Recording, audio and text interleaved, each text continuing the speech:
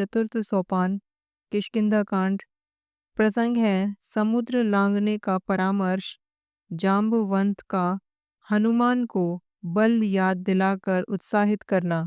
जब बूढ़े गिद्ध संपाति ने वानरों को समझाया और उपाय बताया कि जो 100 योजन समुद्र लांघ सकेगा और बुद्धिमान होगा वही श्री राम जी का कार्य कर सकेगा।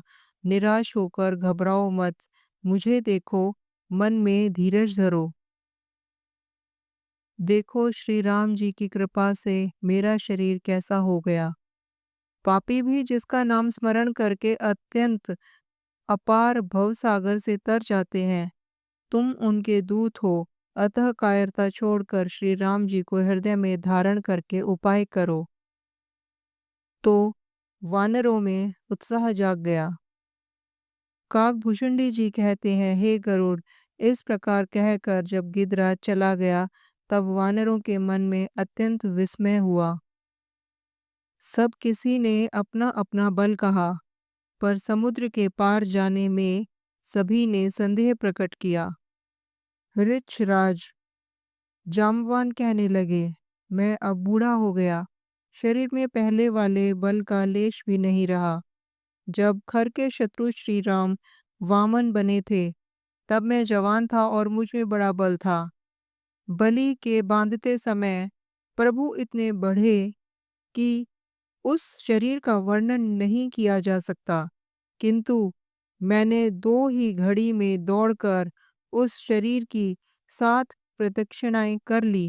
भगत ने कहा, मैं पार तो चला जाऊंगा, परंतु लौटते समय के लिए हृदय में कुछ संदेह है। जाम्बवान ने कहा, तुम सब प्रकार से योग्य हो, परंतु तुम सबके नेता हो, तुम्हें कैसे भेजा जाए। ऋक्षराज जाम्बवान ने श्री हनुमान जी से कहा, हे हनुमान, हे बलवान, सुनो, तुमने यह क्या चुप साध रखी है। तुम पवन के पुत्र हो और बल में पवन के समान हो। तुम बुद्धि, विवेक और विज्ञान की खान हो। जगत में कौन सा ऐसा कठिन काम है जो हे तात तुमसे न हो। श्री राम जी के कार्य के लिए ही तो तुम्हारा अवतार हुआ है। यह सुनते ही हनुमान जी पर्वत के आकार के अत्यंत विशालकाय हो गए।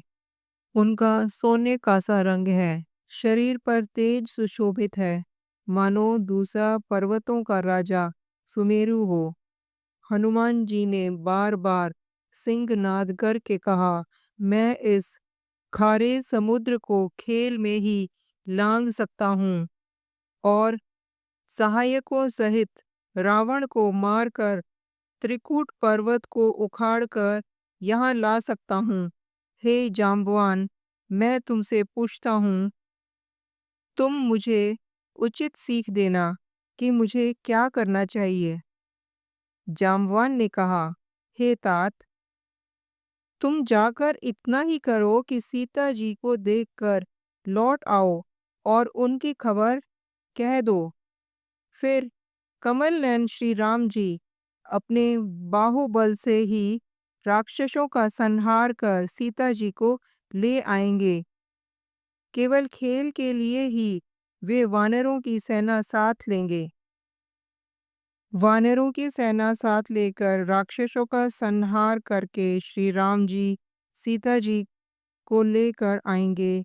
तब देवता और नारद आदि मुनि भगवान के तीनों लोकों को पवित्र करने वाले सुंदर यश का बखान करेंगे, जिसे सुनने, गाने, कहने और समझने से मनुष्य परम पद को पाते हैं और जिसे श्री रघुवीर के चरण कमल का मधुकर तुलसीदास गाता है। श्री रघुवीर का यश जन्म मरण रूपी रोग की अचूक दवा है। जो पुरुष और स्त्री इसे सुनेंगे, त्रिशिरा के शत्रु श्री राम जी उनके सब मनोरथों को सिद्ध करेंगे। जिनका नीले कमल के समान श्याम शरीर है, जिनकी शोभा करोड़ों कामदेवों से भी अधिक है और जिनका नाम पाप रूपी पक्षियों को मारने के लिए बधिक के समान है, उन श्री राम के गुणों के समूह को अवश्य सुनना चाहिए। मांसपरायण 23वां विश्राम।